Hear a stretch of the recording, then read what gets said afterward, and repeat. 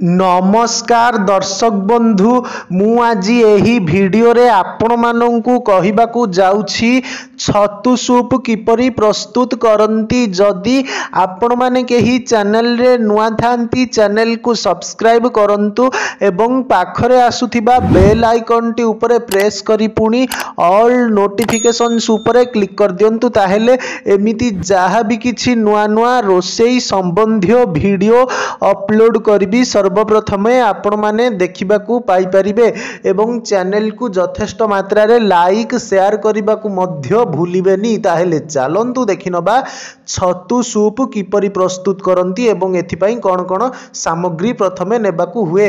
प्रस्तुति सामग्री 100 ग्राम छतु, 2 चामच butter, 1 चामच corn flour, आधा चामच बटा रसुण, अल्प बटा अदा, 2 चामच टमाटो सॉस, 1 चामच चिली सॉस, 8 रु 10 टी गोल मरीच ओ स्वाद अनुजाई लूण।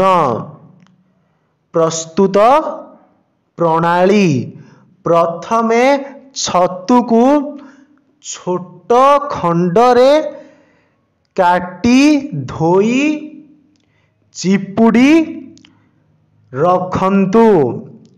हांडी रे बटर गरम करी छतु को पकाई पानी सुखिबा पर्यंत भाजंतु।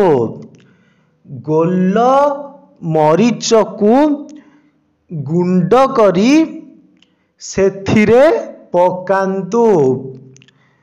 बटा रसुण, बटा अदा ओ लूण पकाई मध्यमरु धीमा आंचरे 15 रु 20 मिनिट जाए एहाकू फुटिबाकू दियंतु।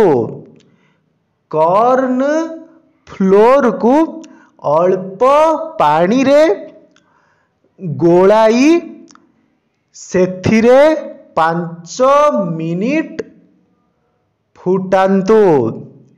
एबे आंचरू ओल्हाई आनी कप रे ढालंतु एवं चिली सॉस टमाटो सॉस पकाई परिवेषण